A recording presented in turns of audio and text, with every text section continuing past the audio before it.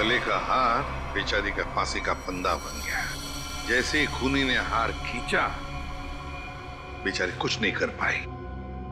Sir वो आदमी गले का हार छीनने के लिए आया था, ऐसा लगता नहीं। वही तो सचिन, वही तो राज है। बड़ा अजीब तरीका ढूंढा खून करने का यार। हाँ जयवंती, डॉक्टर साहब को जरा स्केच दिखाओ। Yes sir. ये देखिए सर, ये मम्मी की ड्रेस है। मम्मी मतलब माँ? मम्मी नहीं फ्रेडी, मम्मी। हजारों साल पहले जब इजिप्ट में राजा महाराजा मर जाते थे तो उनकी बॉडी को एम्बाम कर दिया जाता था। अलग अलग तरीके की सीक्रेट्स, दवाइयां, मरहम, बाम वगैरह लगा दिया जाता था उनकी बॉडी पर, और बाद में इन पट्टियों से उसे ढक दिया जाता था। इससे मम्मी सड़ती नहीं थी। मर गए मतलब हजारों साल पुरानी लाश यहाँ पे आ गई और एक के बाद एक खून कर रही है। तो शायद अगला खून तुम्हारा होगा। मेरा हो गया, अब चुपचाप खड़े रहो।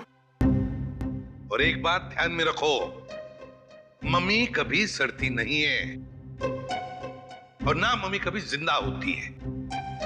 अच्छा सर, ये जो पट्टी का टुकड़ा हमारे हाथ लगा है, कहीं ऐसा तो नहीं कि ये खूनी के साथ हाथापाई के दौरान आशा जी के हाथ आ गया? नहीं, ऐसे नहीं हुआ। तारिका जी, आप ठीक है वहां पे? नहीं। फिर एक सीआईडी ऑफिसर बोल रहा है कि इनके हाथों में पट्टी आई थी, मतलब आई थी। सीआईडी ऑफिसर आसमान से उतरता है क्या? उससे गलती नहीं हो सकती। ये पट्टी का टुकड़ा जो आप लोग लेकर के आए हैं, ये हाथापाई में नहीं फटा है। अगर हाथापाई में फटता तो सीधा नहीं फटता, टेढ़ा मेढ़ा फटता, समझे? और ये टुकड़ा कोई मामूली टुकड़ा नहीं है। 1500 साल पुराना है ये टुकड़ा। 1500 साल? 1500 साल? 1500 साल? जी, किसी ने मम्मी की पट्टियां खरीद ली हैं। कहां से सालूं के साहब? ये इजिप्ट से? अरे यार, लोग पुरानी मम्मियां खोद खोद के निकाल रहे हैं और चोरी छिपे बाजार में बेच रहे हैं। ऐसी एक मम्मी शायद इंडिया में आ गई। बाप रे। लेकिन सर ये खूनी मम्मी बना क्यों होगा? हल्ला मचाने के लिए सचिन, हल्ला मचाने के लिए। ये खूनी चाहता है कि लोग उसे देखें और जोर जोर से चिल्लाए, मम्मी आ गई, मम्मी आ गई। ये खून उस खूनी मम्मी ने ही किया है, और वो पट्टी का टुकड़ा जानबूझकर छोड़ गया है हमारे लिए सबूत।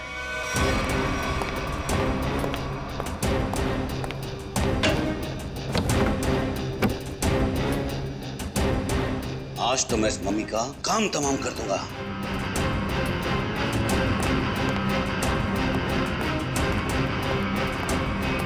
सर, ये सोनू है, दिनेश की बिल्डिंग में काम करता है। अच्छा, सोनू साहब कोई पैसा वैसा नहीं था दिनेश साहब के पास, कंगाल थे वो। एक मिनट, कंगाल थे वो, कोई वैसा वैसा नहीं था दिनेश साहब के पास? क्या मतलब क्या है? नहीं साहब, वो तो सर से लेकर पांव तक कर्जे में डूबे हुए थे, और उस बिल्डिंग की वजह से। और जब से उस पट्टी वाले मुर्दे ने हम लोगों पे हमला किया है, उस बिल्डिंग का काम भी बंद पड़ा हुआ है। पट्टी वाले खूनी ने तुम पर हमला किया? तुम पर? सर, कहीं ये वही तो नहीं जिसने आशा जी का भी खून किया? हो सकता है, बिल्कुल हो सकता है। वैसे वो पट्टी वाला खूनी दिखता कैसे है? सर, पट्टियों में लिपटा हुआ, एकदम सड़ा सा मुंह, चेहरे पे खून लगा हुआ था जैसे उसको कोई चोट लगी हो। मतलब उसकी सर आवाज भी बहुत अजीब सी थी, उसकी सर आवाज भी।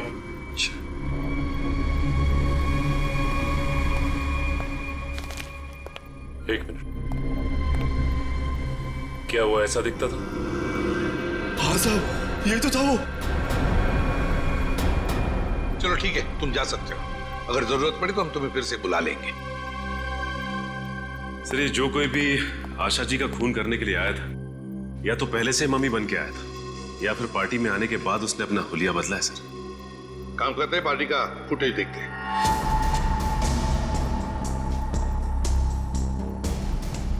एक मिनट, पॉज करो।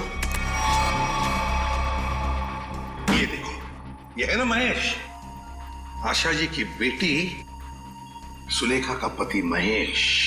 हाँ सर, लेकिन ये तो कह रहा था कि आशा जी की मौत के बाद आया था ये पार्टी में।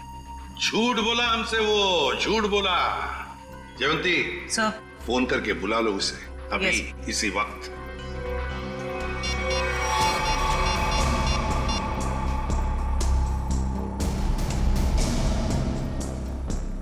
सर फोन नहीं उठा रहा है। महेश फोन नहीं उठा रहा है, उसकी आधी कारस्तानी तो इसी से समझती है। रेडी, मोबाइल फोन रिकॉर्ड्स निकालो उसके।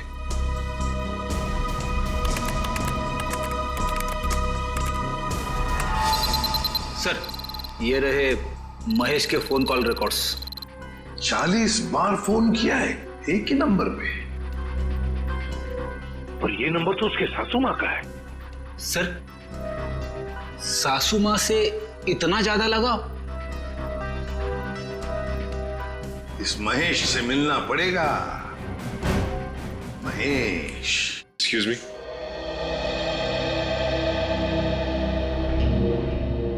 क्या महेश घर पे है इस वक्त? नहीं सर, महेश जी तो अभी घर पे नहीं है। लेकिन प्रॉब्लम क्या है सर? देखिए, महेश ने हम सबसे झूठ बोला। जब आपकी माँ का खून हुआ उससे पहले ही महेश वहां मौजूद था। आपका मतलब है मेरे पति ने खून किया है? देखिए, हमें उस पर शक है। लेकिन सर वो ऐसा क्यों करेंगे? पैसों के लिए, पैसों के लिए किया होगा उसने। सब पैसों के लिए? लेकिन सारा पैसा तो डैडी के पास है, उन्होंने आज तक माँ को कभी कुछ नहीं दिया। तो फिर महेश जीजू क्यों हत्या करेंगे मेरी मॉम की? अब ये सब कुछ तो हमें महेश ही बताएगा। लेकिन हाँ, अगर महेश आपसे कांटेक्ट करता है तो हमें खबर कीजिए। तो फ्रेडी, इस महेश का मोबाइल ट्रैक करो, सब पता चल जाएगा।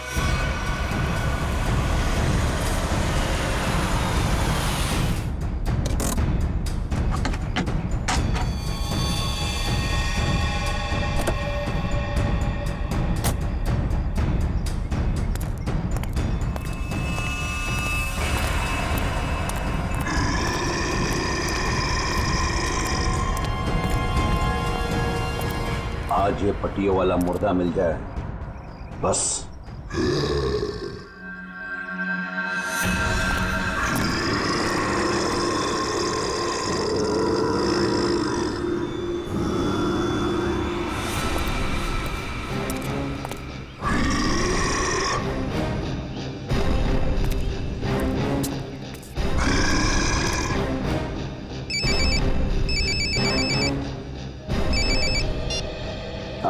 हेलो।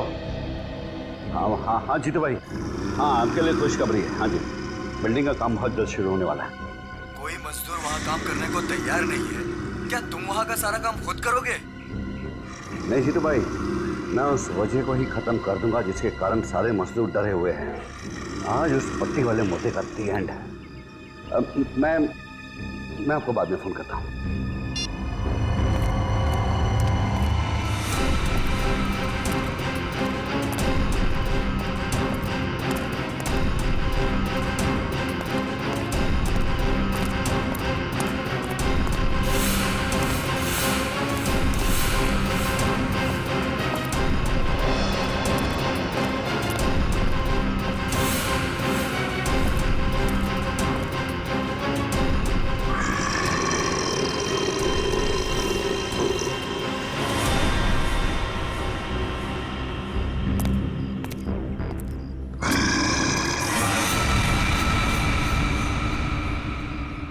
आवाज है, यहीं से आवाज आई। पट्टियों वाले मुर्दे, आज तू बचेगा नहीं, आज तुझे छोड़ूंगा नहीं मैं। गोली मत चलाना। तो तू ही ये सब कुछ कर रहा है, और तूने ही आशा को भी मारा। नहीं, मैं ऐसा क्यों करूंगा? मैंने नहीं मारा। तू यहाँ क्या कर रहा है? मैं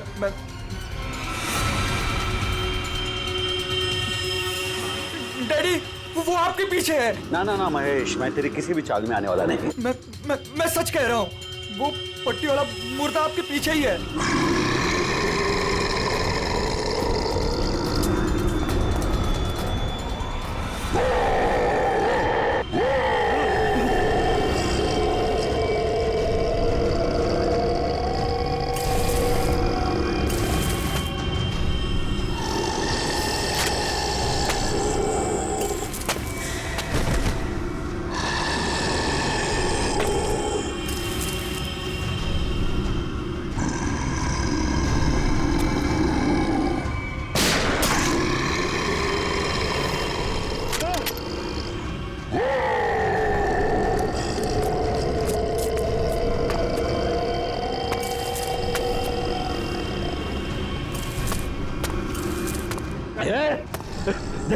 भाई तू मुझे माफ कर दे मुझे। अरे नहीं, क्यों मैं पीछे पीछे पीछे कुछ भी नहीं है, देखो।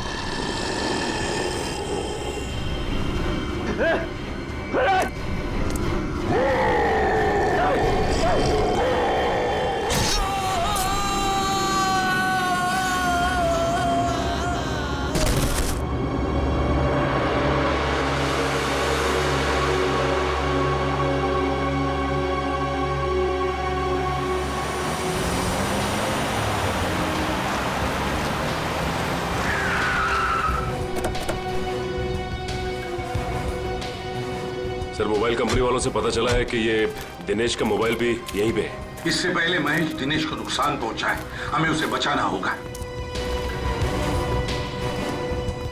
अरे सर, दिनेश, चलो देखते हैं।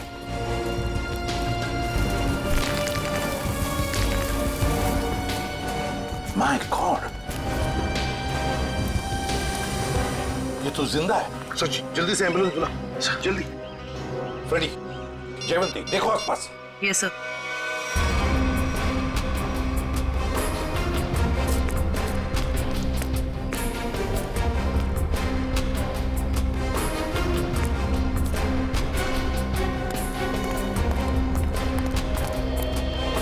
महेश सर। हाँ फ्रेडी, क्या हुआ? सर, महेश बेहोश है। महेश, महेश। सर, हाँ? ये गन पड़ी हुई थी यहाँ पे। सर, हम तो सोच रहे थे कि इन सब के पीछे ये महेश है, लेकिन ये तो खुद ही बेहोश पड़ा है। हाँ, ये तो महेश के होश आने के बाद ही पता चलेगा कि ये सब किसका किया कराया है।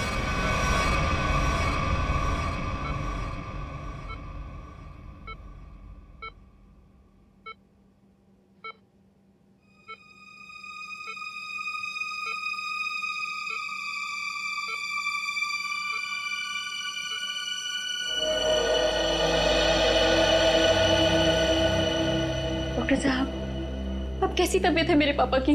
फिलहाल इनकी तबीयत नाजुक है, अभी कुछ भी कहना मुश्किल है। 48 घंटे ऑब्जर्वेशन में रखेंगे, फिर देखते हैं क्या करना है। Okay, excuse me.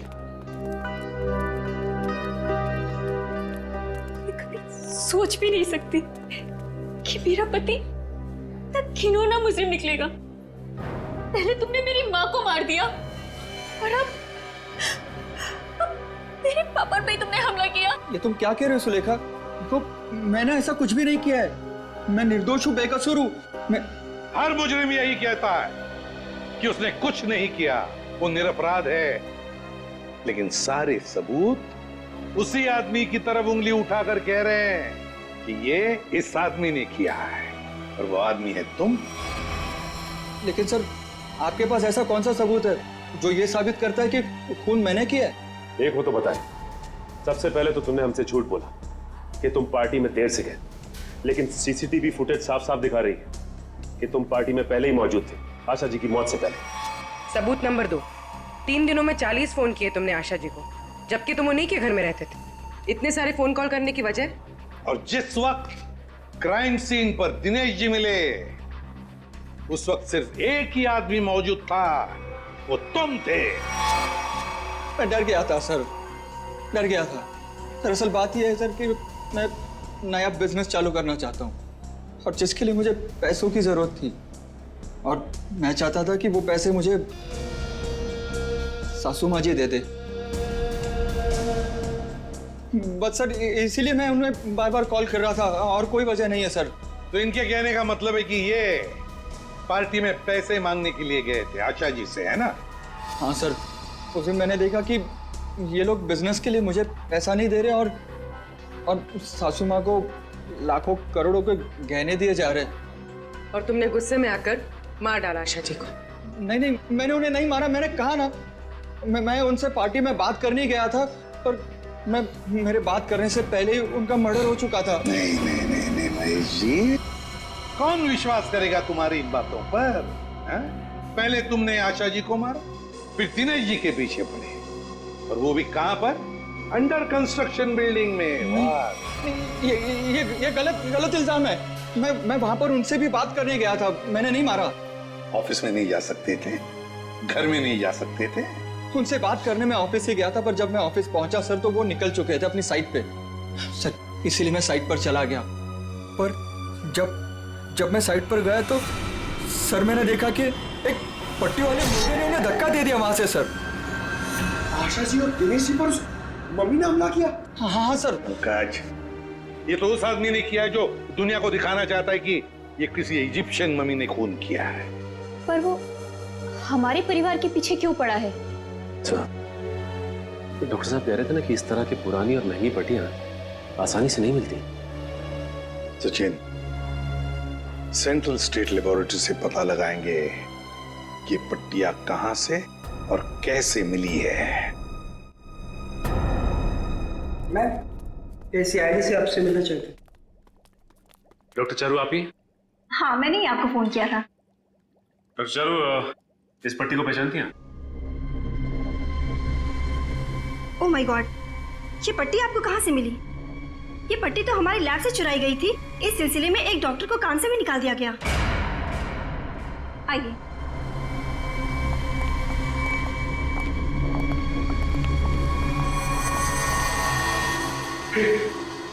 ये तो वही मम्मी है ना जो इजिप्ट में होती है। मतलब ये नींद में चलकर यहाँ पर आ गई। आप भी अच्छा मजाक कर लेते हैं। दरअसल हर साल इजिप्ट से इन मम्मीज को हमारे यहाँ रिसर्च के लिए भेजा जाता है, और सर ये मम्मीज 1500 साल पुरानी है। क्या सिर्फ इन्हीं मम्मीज की पट्टी गायब है? हाँ सर, कुल 5 मम्मीज की पट्टियाँ चोरी हुई थी, जिसमें से 2 पे मैं काम कर रही हूँ इन्हें गलने से बचाने के लिए। अच्छा, आप कह रही थी ना कि एक डॉक्टर को काम से निकाल दिया गया पट्टी चुराने के इल्जाम में, उसकी डिटेल मिल सकती है हमें? हाँ सर, देती हूँ।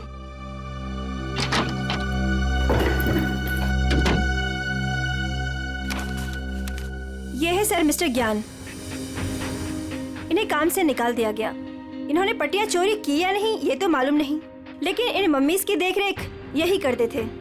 और हाँ सर, उनकी एक पर्सनल असिस्टेंट भी थी। इनकी असिस्टेंट का कोई फोटो, नंबर या एड्रेस है आपके पास? वो उनकी पर्सनल असिस्टेंट थी, इसलिए हमारे पास उनकी कोई डिटेल्स नहीं है। सर, 5 मम्मीज की पट्टियां गायब है और खूनी खुद मम्मी बनकर दिनेश के परिवार के पीछे पड़ा है। हाँ मम्मी, ये खूनी दिनेश के ऊपर दोबारा हमला करेगा। क्या हुआ डॉक्टर? आप पापा को इतनी अचानक से क्यों शिफ्ट कर रहे हैं? देखिए, इनकी हालत पहले से ज्यादा बिगड़ गई है। अगर इन्हें आरजे हॉस्पिटल में भर्ती नहीं कराया गया तो इनका बचना मुश्किल हो जाएगा।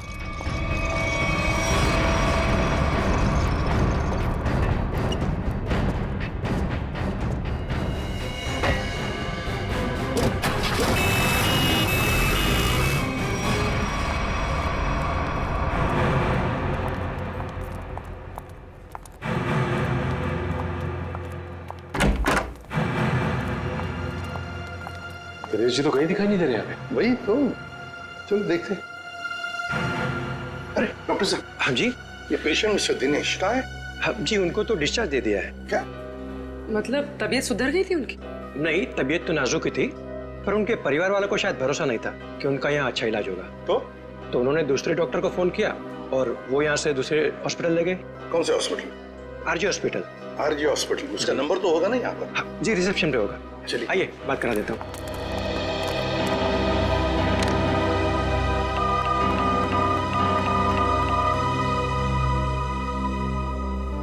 Hello, RJ hospital. देखिए, मैं एसीपी प्रद्युमन बोल रहा हूँ, सीआईडी से। आपके हॉस्पिटल में अभी अभी एक पेशेंट एडमिट हुआ है, दिनेश नाम है उनका। नहीं हुआ है?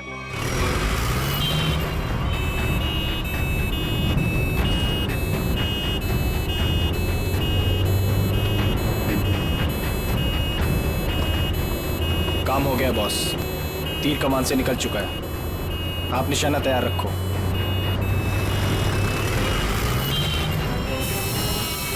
अरे धुआं कहाँ से आ रहा है?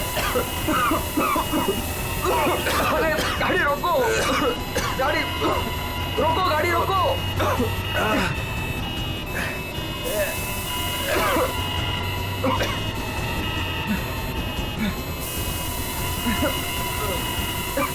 धुआं बढ़ते ही जा रहा है ये।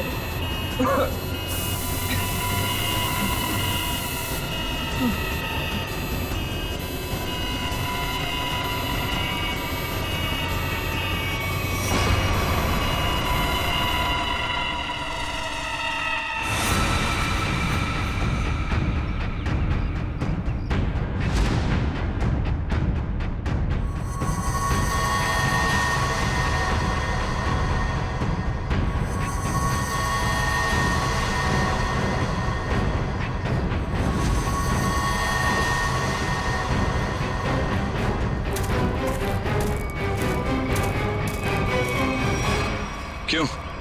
अब तुम्हारे जीवन का मकसद पूरा हो गया? हाँ, पिछले 10 साल से मैं इसी दिन के तो सपने देखती आई हूँ।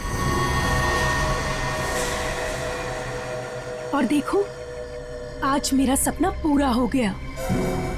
नहीं नहीं, सीआईडी के रहते अपराधियों के सपने कभी पूरे नहीं होते। सीआईडी? क्यों डॉक्टर ज्ञान? पेशा डॉक्टर का और काम एक अपराधी का। अबे देख क्या रहे हो? उड़ाओ इन सीआईडी वालों को।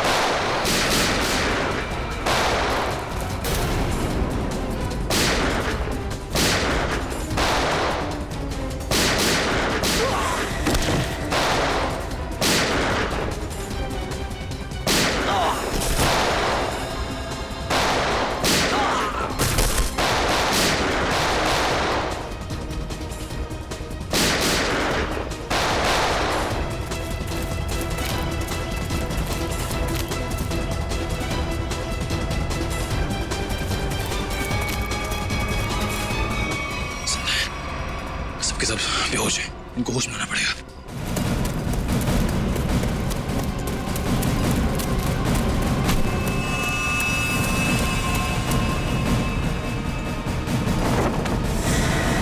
तुम जिंदा लोगों को मम्मीफाई करी थी ना? मैं तुम्हें सिखाती हूँ मम्मीफिकेशन किसे कहते हैं। अपराधियों को मम्मीज बनाने का काम हम करते हैं। मैं दिनेश की सेक्रेटरी सिर्फ इसलिए बनी ताकि इससे अपने भाई के मौत का बदला ले सकूं, और इसलिए मैंने मम्मी बनकर इसकी बिल्डिंग में काम करने वाले लोगों पर हमला किया ताकि मम्मी की अफवाह फैल जाए। तुम कुणाल की बहन हो? नाम मत लो अपनी गंदी जबान से मेरे भाई का। एक वक्त था जब वो तुम्हारा सबसे करीबी दोस्त था, और तुमने क्या किया? दोनों साथ गए थे ना विदेश पैसा कमाने के लिए। सर, इसको सहयोग से एक मम्मी मिली, और मेरा भाई चाहता था कि वो ये मम्मी वहां की देश की सरकार को सौंप दे, लेकिन ये दिनेश उसे ग्रे मार्केट में बेचना चाहता था। सर ऐसा सर।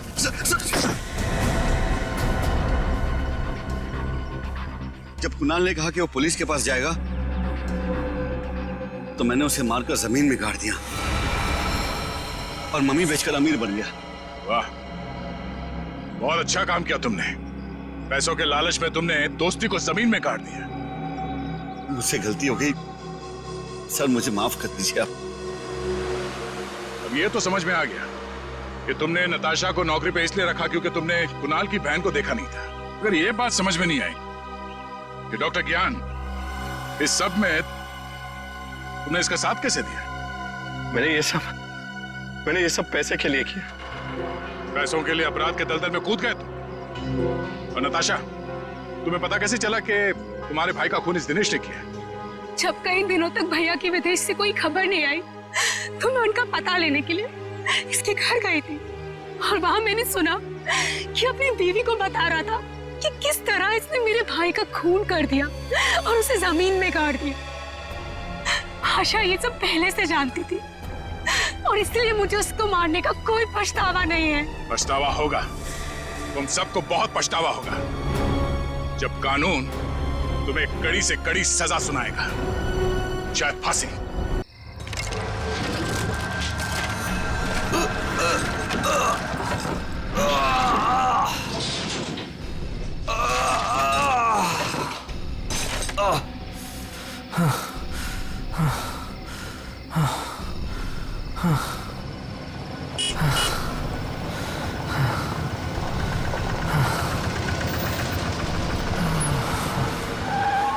क्या हुआ भाई? अरे क्या हुआ? कोई मदद चाहिए क्या? यार मेरी गाड़ी खराब हो गई है और मुझे ये बॉक्स कहीं पहुंचाना है। हाँ वो तो ठीक है, पर है क्या इसमें? इसमें एक बहुत ही अनमोल चीज है और वक्त पे कहीं पहुंचानी पड़ेगी। मेहरबानी होगी यार तुम्हारी। हाँ हाँ चलो बॉक्स रखो। थोड़ा हाथ लगवाओ। हाँ हाँ। अरे बड़ा भारी है भैया। उठाओ। इतना बड़ा बक्सा।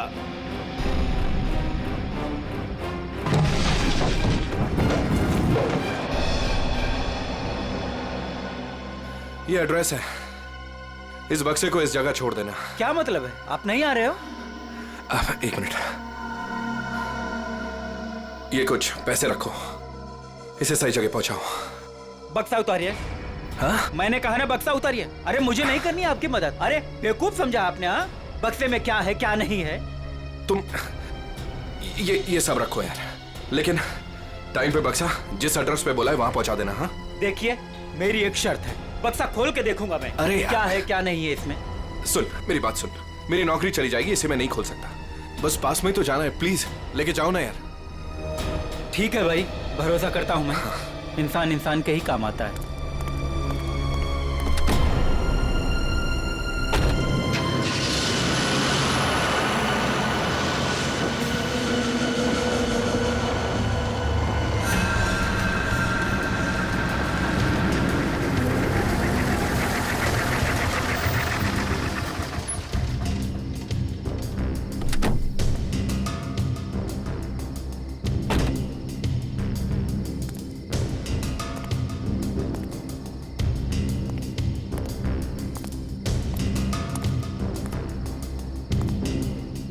पता तो यही। कैसी चीख। अपने को क्या, बक्सा यहीं उतार के चलता।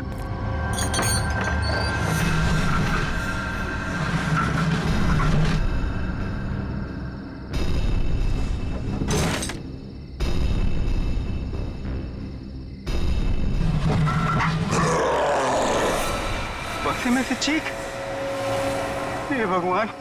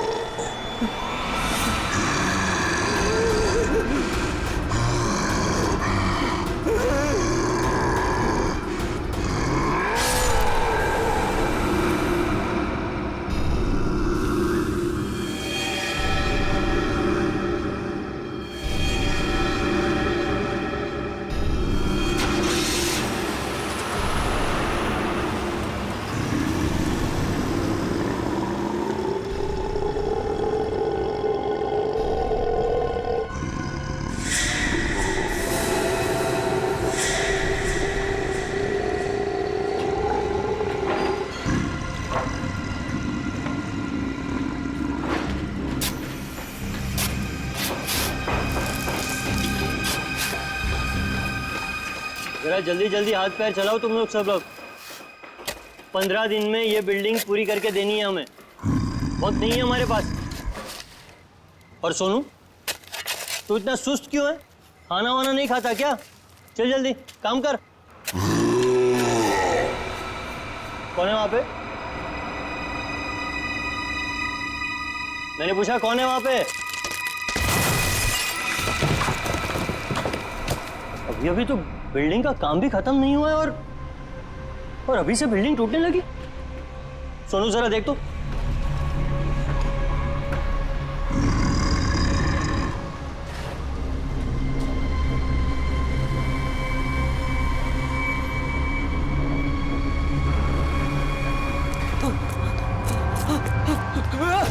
भागो, सब भागो यहाँ से। सोनू वरना सब मारे जाओगे। सोनू हुआ क्या? सब अरे हुआ क्या? किस चीज की आवाज थी? और ये चेहरे पर निशान कैसा है? पट्टियों वाला मुर्दा। मुर्दा? मुर्दा मुर्दा कुछ नहीं होता है, ये कुछ जरूर कोई चोर और घुसाया होगा। एक काम करो, सब लोग मेरे साथ चलो। चलिए मेरे साथ।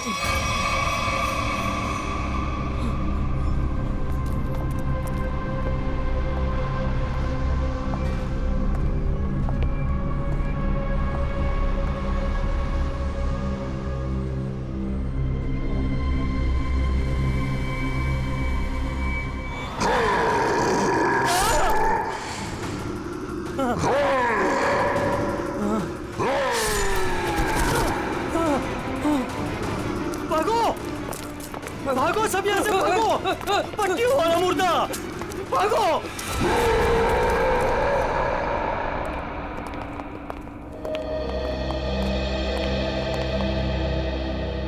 सर मैंने और मजदूरों ने मिलकर एक फैसला किया है। कैसा फैसला? कि हम आपकी बिल्डिंग में अब काम नहीं करेंगे। तो क्या बकवास कर रहे हो तुम? सर लगता है आपकी नजर कमजोर हो चुकी है, इसलिए मेरे चेहरे पर ये निशान आप देख नहीं पा रहे। ये हाँ, शराब पी के झगड़ा किया होगा। सर ये उस आत्मा की देन है जो आपकी बिल्डिंग में है। आत्मा? क्या बकवास कर रहे हो तुम? हाँ? मैं जानता था कि आप मेरी बातों पर विश्वास नहीं करेंगे, इसलिए मैं साथ में सोनू को भी लाया हूं। सोनू,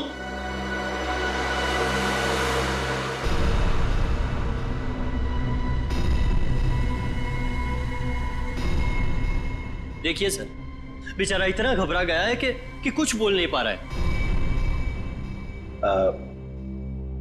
सोनू, ये सब क्या है? साहब पट्टी वाला मुर्दा और कौन है इधर? कौन है? कौन है उधर?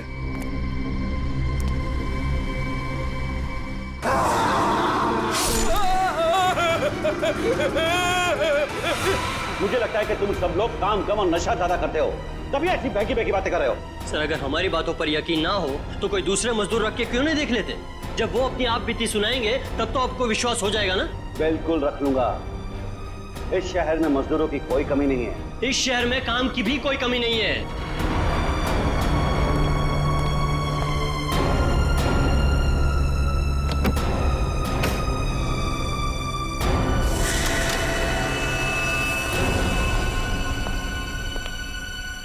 ये तुम्हारा आज तक का हिसाब। और एक बात याद रखना कि इस बिल्डिंग पर मेरे और मेरे इन्वेस्टर्स के करोड़ों रुपए लगे हैं। अगर तूने बाहर जाकर इस बिल्डिंग के बारे में कोई बकवास की या कोई झूठी अफवाह भी फैलाई तो फिर मुझसे बुरा कोई नहीं होगा। दिनेश, पैसे कोई पेड़ पे नहीं उगते, समझे? हाँ, और हम तुम्हारे फाइनेंसर हैं, कोई एटीएम मशीन नहीं कि जब दिल में चाहा कार्ड डाला और पैसे ले लिए। देखिए, आप लोग बेवजह भड़क रहे हैं। बेवजह? तुमने कमिटमेंट किया था, अब तक बिल्डिंग तैयार हो जाएगी, क्या हुआ? हाँ चंदू, मैं बिरयानी बना रहा हूँ, कोई 2 मिनट में बनने वाला बर्गर नहीं। जब आप लोग बिल्डिंग की क्वालिटी देखेंगे तो आप लोगों को खुद ब खुद ये एहसास हो जाएगा कि आप लोगों का पैसा बिल्कुल सही जगह लगा है। हाँ, पता चल रहा है कि इन्वेस्टमेंट कहाँ पर हो रहा है। वैसे काफी अच्छी पार्टी थी आपने अपने शादी के सालगिरह की। और नताशा, एक्सक्यूज मी, आप सॉरी सर, मैं आप लोग को तो अपनी फ्रेंड से मिलवाना ही भूल गई। Meet come. She is Tina, Swati. बस हमें किसी से नहीं मिलना। दिनेश, इस बार अगर तुमने जबान पलटी ना, 15 दिन मतलब 15 दिन, दैट फाइनल। हाँ 15 दिन पक्का। और हाँ, 15 दिन से ज्यादा हुआ ना तो तुम्हारा घर और भाभी जी के गहने बेच करके अपने पैसे हम लोग वसूल लेंगे, समझा? अरे पक्का कहाँ? दिनेश सुनो ना। एक्सक्यूज मी, आपकी भाभी बुला रही है। मन से, एक्सक्यूज मी। जल्दी आइए ना। क्या है? दिनेश देखिए ना, मार्केट में नया हार आया है, आप कभी लेकर देंगे मुझे ये? बस हार और गहने, इन चीजों के अलावा तुम्हारे लिए और कोई चीजें इंपॉर्टेंट है ही नहीं। पति जिए या मरे तुम्हें कोई फर्क नहीं पड़ता। मन तो करता है कि तुम्हारा गला दबा दूं। क्या बात है पापा, आप मम्मी पर इस तरह से क्यों चीख रहे हैं? मैंने सिर्फ सालगिरह का तोहफा मांगा था और ये ऐसे कर रहे थे मुझ पर। आशा, ये जो तुम्हारे ठाट बाट और ऐशो आराम है ना, वो केवल इसीलिए है क्योंकि तुम्हारा ये पति दिन रात गधे की तरह काम करता है। पापा, अगर आपके पास इतना ही पैसा है ना तो थोड़ा हम पर भी खर्च कर दो प्लीज। पहले तो आपने फ्लैट देने के लिए भी मना कर दिया, और अब जब मम्मी ने आपसे एक छोटा सा हार मांगा तो उसमें भी आपको दिक्कत है। तुम दोनों नालायक बच्चों को तो मैं कुछ दूंगा नहीं, और तुम लोग मेरे घर में रहते हो, इसी बात से खुश रहो।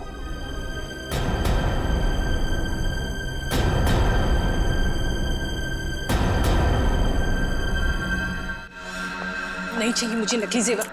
जिंदगी भर मुझे नकली जेवर ही दिए हैं। एक छोटा सा हीरे का हार ही तो मांगा था मैंने।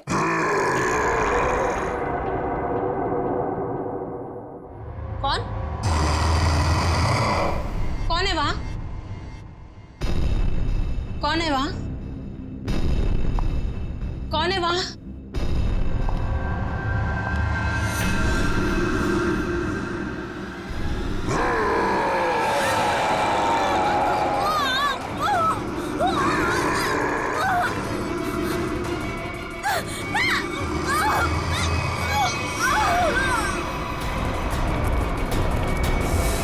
आशा, आशा, आशा, क्या मम्मी? आशा, ये सांस क्या मम्मी? क्या मर गई?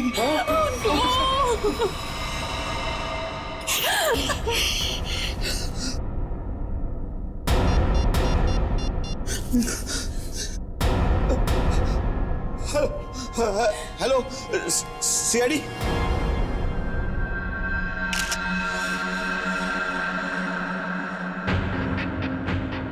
ये निशान देखा गले में? हाँ सर, लगता है काफी जोर से गला दबाया खूनी ने। ये जो नेकलेस है ना, इससे पकड़ के घसीटा है, तभी निशान इतने गहरे हैं। शायद विंड पाइप के टूट जाने से मौत हो गई इनकी।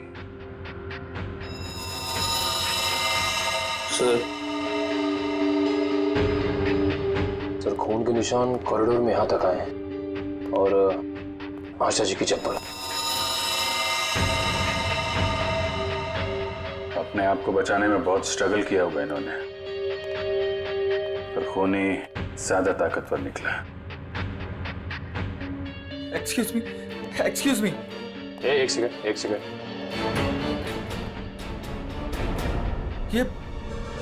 ये सब कैसे हो गया सुलेखा? आज तो इतना शुभ दिन था, शादी के सालगिरह वाले दिन। आपकी तारीफ? जी मैं सुलेखा का हस्बैंड। अच्छा, तो आशा जी आपकी सास थी? जी।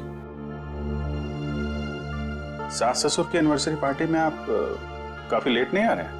वो बिजनेस मीटिंग में फंस गया था, इसलिए लेट हो गया। बस अभी अभी पहुंचा हूं। ठीक है, इधर आ जाइए आप। दिनेश जी, आपको किसी पे शक है? कौन कर सकता है ऐसा काम? सर, मेरी वाइफ की किसी से कोई दुश्मनी नहीं थी। सर, मैं यही कह रहा हूँ कि दिनेश ने खुद ही अपनी बीवी का फोन करवाया है। सर, हमने इसका झगड़ा सुना था। ये अपनी बीवी से कह रहा था कि मैं तुम्हारा गला दबा दूंगा। पति जिए या मरे, तुम्हें कोई फर्क नहीं पड़ता। मन तो करता है कि तुम्हारा गला दबा दूं। तो बकवास कर रहे लोग। अगर मैंने गुस्से में कुछ कह दिया तो इसका मतलब ये तो नहीं ना कि मैं सचमुच वो कर दूंगा। वैसे ऐसा हुआ क्या था कि आपको इतना गुस्सा आ गया कि आपने गला दबाने की धमकी दे दी, वो भी शादी की सालगिरह वाले दिन? सर, इसकी वजह भी ये लोग ही है। ये मेरे इन्वेस्टर्स हैं। अब मुझे एक एक पाई ऐसे देते हैं जैसे मुझ पर एहसान कर रहे हैं। तुम लोगों की मैं एक एक पाई चुका दूंगा, वो भी ब्याज सहित, समझे? तो दे दो ना। एक मिनट, बिजनेस की बातें मत कीजिए। यहाँ पे खून हुआ है।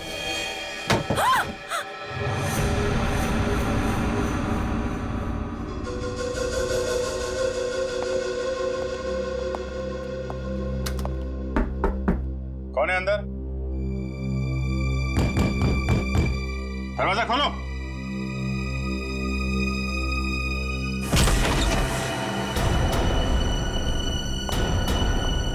ओह माय गॉड, कौन है ये? सुनिए। छोटो, कौन हो तुम हैं? और यहाँ क्यों चुप के बैठी हो? मुर्दा पट्टियों वाला मार डालेगा। सर डरी हुई है, ऊपर से जख्मी भी। देखो, आप बिल्कुल घबराइए मत। हम लोग सीआईडी से हैं। आपका नाम क्या है? कोमल। कोमल? कोमल, आप यहाँ क्यों चुप के बैठी थी? वो पट्टियों वाला मुर्दा बाहर घूमते हुए देखा। पट्टियों वाला मुर्दा? जैसे मैं यहाँ से बाहर निकली तो पट्टियों वाला मुर्दा बाहर था। अच्छा ठीक है, तुम वो जो भी पट्टियों वाला मुर्दा था उसका स्केच बनवा सकती हो? हाँ। Very good. स्केच आर्टिस्ट को बुलवाओ और इस घर का कोना कोना छान मारो, देखो खूनी के बारे में कुछ सुराग मिलता है क्या।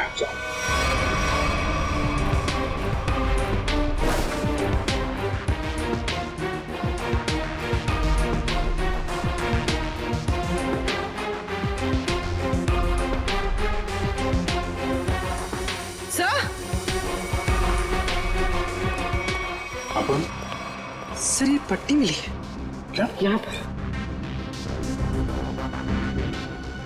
कोमल ने देखा पट्टी वाला मुर्दा